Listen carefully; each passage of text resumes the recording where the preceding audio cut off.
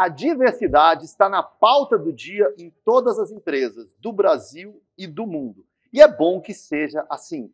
As mulheres são quase 52% da população brasileira, mas elas ocupam apenas 14% dos cargos de liderança. E a população negra, para usar um termo do censo do IBGE, ela é mais da metade da população brasileira e ocupa apenas 4% dos cargos de liderança. Isso para não falar no idadismo, que faz com que profissionais de 50 anos de idade, no auge da sua força intelectual, física e de liderança, sejam vistos como velhos demais para exercer a sua função. Ou seja, fica óbvio que a gente precisa de mais representação, de mais diversidade nas empresas.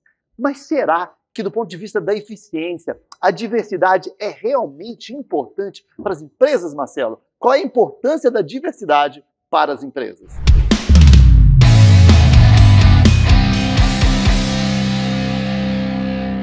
Alexandre, realmente é muito importante, mas existe também uma corrente, ou pelo menos uma moda, que tem trazido esse tema com muita força, e isso é importante. Quanto mais você fala nisso, mais isso se torna possível. Porém, tem gente que só olha pelo lado estético da coisa, quase um fetiche estético de que não, a gente tem que ter representatividade de idades, de etnias e coisas do tipo. Mas não é só para poder colocar depois no balanço social, ou então você falar, pô, a gente é uma empresa com ESG, ESG, né, que a gente tem esse lado de social, enfim, da governança. Não é só isso. E, na verdade, apesar de, sim, uma empresa que tem diversidade, e deixa claro que tem diversidade, ela também é bem cotada, existem até na Bolsa de Valores, né, alguns tipos de ações que são específicas para empresas que têm um papel de governança, de ESG mais forte, mas é claro que a diversidade ela traz principalmente inovação. Hoje nós sabemos que as empresas precisam de inovação, mesmo as empresas mais tradicionais, elas têm que sempre se reinventar, e já é provado que a melhor forma de criar coisas diferentes, implementar coisas diferentes, é quando você traz olhares diferentes. É muito difícil você conseguir inovar de verdade quando você coloca num laboratório 5 engenheiros formados na mesma escola, com a mesma idade, com a mesma origem.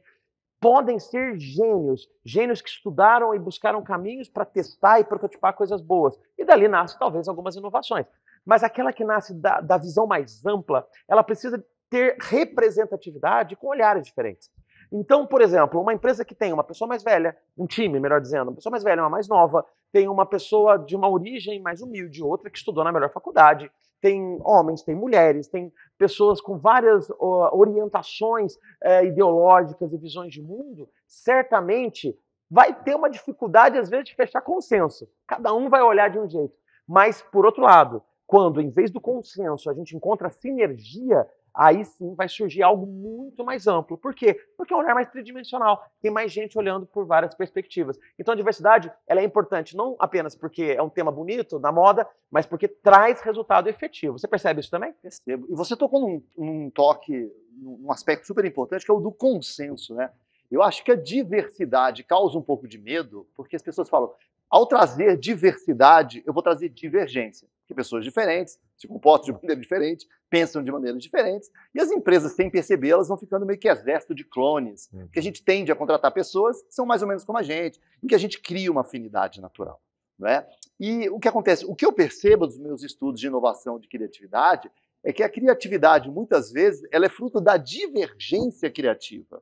Ou seja, essa divergência construtiva, né, de eu divergir de você, mas a gente juntar essas diferenças e fazer uma terceira coisa completamente diferente, ou seja, ela nasce de uma divergência construtiva que vai dar origem a uma convergência criativa, né? E isso tem muito a ver com essa diversidade. Acho também que o mundo corporativo é louco por consumir modinha e tem algo disso, né, nessa busca da diversidade. Agora, tem algumas outros fatores que justificam políticas de diversidade. A primeira é por justiça. Ser justo é dar a exata medida das coisas. Não faz sentido você tornar a vida de um profissional mais difícil pela cor da pele, ou não dar para a mulher o mesmo salário se ela desenvolve a mesma função e entrega o mesmo resultado. Não é? Eu acho que tem também reputação. A sociedade está muito de olho nas empresas, em como a empresa trata o meio ambiente, como ela trata os fornecedores, como ela trata os colaboradores. Então, eu acho que a empresa que não tiver a falta de diversidade interna vai acabar gerando uma adversidade externa, né? Porque a sociedade quer uma empresa mais responsável, né? A empresa não pode ser uma máquina geradora de lucros apenas, né? Eu acho que tem a ver com empatia, né? Como o mercado é diverso, o mercado brasileiro é diverso, o mercado do mundo é diverso, a gente vai ter mais condições de entender aquele mercado se um pouco dessa diversidade estiver dentro de mim. Mas o fundamental, é o que você falou, é inovação, né? O presidente da empresa mais valiosa e poderosa do mundo, ele é idoso e gay, que é o Tim Cook, o presidente da Apple, que vai fazer 63 anos de idade. Não é? E a gente percebe que a inovação é fruto dessa convergência, dessa intersecção, às vezes até dessa colisão de pensamentos diferentes, de ideias diferentes, de visões de mundo diferentes. E aqui eu trago aquela que eu acho que é a diversidade mais difícil de obter, porque a diversidade racial ou etária, ela não é tão difícil porque ela é quase que visível. Dá para perceber onde está a diversidade etária ou racial. Mas a diversidade de mentalidade, você fazer a empresa, trazer para dentro dela mesma, em pessoas que pensam diferente dos líderes, esse é um grande desafio. Porque nas empresas em que todo mundo está pensando igual, é sinal que ninguém está pensando de verdade. Poxa, perfeito, Alexandre. E você chama atenção para essa questão do conflito. O conflito não é ruim, o ruim é o confronto humano, né? É quando tem muito de vaidade por trás, do tipo, como essa pessoa ousa pensar diferente de mim, né?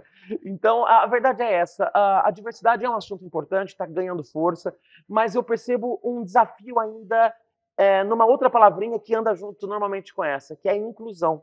Eu vejo que muitas empresas até têm um olhar positivo para a diversidade, mas tem dificuldade de incluir essas pessoas. Justamente por isso, é porque talvez a estrutura de trabalho foi pensada de um jeito que dificulta aquela outra pessoa dar ideia, a ela ser ela mesma, né? E eu acredito que as empresas vão ser muito melhores quando as pessoas, os funcionários, colaboradores, estiverem 100% engajados. E o engajamento, ele não é possível num ambiente onde a pessoa não possa ser ela mesma.